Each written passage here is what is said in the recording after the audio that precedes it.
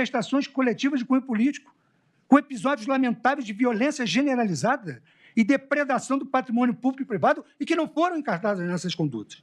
Nas chamadas jornadas de junho de 2013, o país assistiu estarrecido a cenas de violência em diversos atos em São Paulo, no Rio de Janeiro e em Brasília, envolvendo confrontos, barricadas e depredação de agências bancárias, lojas, veículos e prédios públicos. No dia 10 de junho de 2013, ocorreu a fatídica Batalha da Consolação em São Paulo, com destruição de ônibus e vitrines, além de hostilidades aos agentes de segurança pública. Em 17 de junho de 2013, manifestantes atacaram a Assembleia Legislativa do Rio de Janeiro, lançando coquetéis de molotov, quebrando vidraças, incendiando um carro de veículos da imprensa, pichando estruturas e utilizando barricadas. Na mesma data, houve depredação generalizada da esplanada dos ministérios em Brasília. Criminosos lançaram rojões e incendiários, danificaram a Catedral de Brasília, bem como depredaram o Palácio do Itamaraty e o prédio do Congresso Nacional. Em agosto de 2013, centenas de vândalos invadiram o prédio. Agosto de 2013, centenas de vândalos invadiram o prédio da Câmara Municipal do Rio de Janeiro e entraram em confronto físico com a polícia. No ano seguinte, protestos de natureza política no contexto da Copa do Mundo de Futebol de 2014 também geraram um caos de destruição.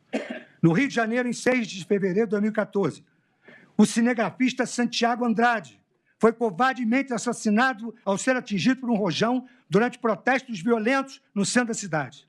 Há diversas imagens registradas pela imprensa de pessoas portando bandeiras de partidos políticos durante as práticas criminosas naquela oportunidade. Infelizmente, em maio daquele ano, milhares de pessoas voltaram a praticar episódios de violência na Rua da Consolação, com incêndios, arremessos de pedras, agressões a policiais, depredações de ônibus, lojas, além de bloqueio de rodovias, da rodovia Anhanguera, da Ponte do Socorro e da Avenida Radial Leste, em diferentes pontos da cidade. Na mesma época, na capital federal, policiais foram agredidos com madeiras e pedras durante a marcha do Eixo Monumental, conforme fato noticiado publicamente. Em 15 de junho de 2014, dia do primeiro jogo do campeonato, delinquentes explodiram bombas caseiras, bloquearam vias públicas, vandalizaram agências bancárias e entraram em confronto com a polícia nas imediações do Maracanã, no estado do Rio de Janeiro. Fatos semelhantes aconteceram no segundo semestre de 2016. Diversos protestos ocorridos em novembro e dezembro daquele ano em Brasília culminaram em incêndios, devastação de bens públicos privados, pichação de patrimônios tombados e violência praticada contra policiais por criminosos mascarados, portando faixas com dizeres fora o presidente, então em exercício na época, Michel Temer. A esplanada dos ministérios foi completamente depredada.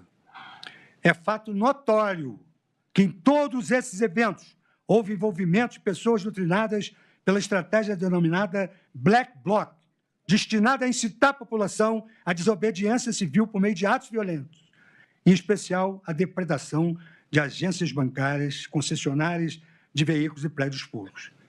O intento subversivo organizado é retratado, inclusive, em um manual de ação direta Black Bloc, com instruções detalhadas para a adoção de táticas de guerrilha e de convencimento social, por meio de simbologias contra o capitalismo e as instituições públicas.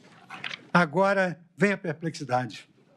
Nada obstante, em nenhum desses casos, oriundo dessas manifestações políticas violentas, até pela data, se cogitou de imputar aos seus responsáveis os crimes previstos na então vigente Lei de Segurança Nacional, que repetia a disposição tentar mudar com emprego de violência ou grave ameaça a ordem ou regime vigente ou o Estado de Direito.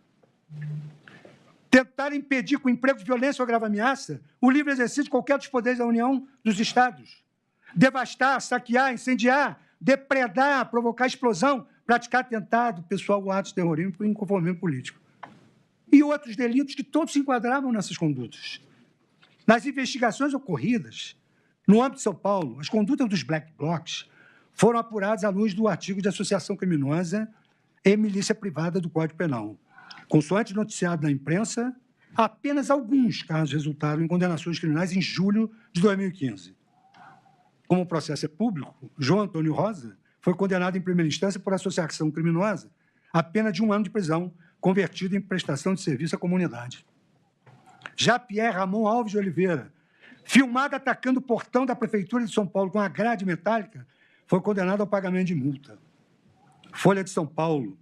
Black blocs ficam isolados e submergem após o auge de junho de 2013. Reportagem de 13 de junho de 2023, às 23h15. Por sua vez, a Justiça do Rio de Janeiro condenou em primeira instância 23 participantes dos atos gerados pelos Black blocs. A denúncia apontou a existência de uma organização estruturada, denominada Frente Independente Popular, responsável pelo planejamento e convocação para ataques violentos. Os réus foram considerados em curso no artigo 288 do Código Penal, associação criminosa, e no artigo 244B do Estatuto da Criança e do Adolescente. Corrupção de menores. Todavia, além dessa classificação típica irrisória, em sede de recurso, as condenações de todos os 23 réus foram anuladas sob o fundamento da ilicitude da prova, que se lastreou na acusação somente. Pior ainda, com relação à morte do cinegrafista Santiago Andrade, apenas Caio Silva de Souza foi condenado em um processo distinto, por lesão corporal seguida de morte, a uma pena de 4 anos de prisão, em regime aberto. Em suma, o que eu quero dizer é que, ausente o potencial concreto de conquista do poder e de substituição do governo, resta ausente a tipicidade material do crime do artigo 359-M do Código Penal. A interpretação adequada do dispositivo exige que se preserve o princípio da lesividade, de modo a restringir a incidência da norma penal a comportamentos que apresentem perigo real à estabilidade dos poderes constituídos.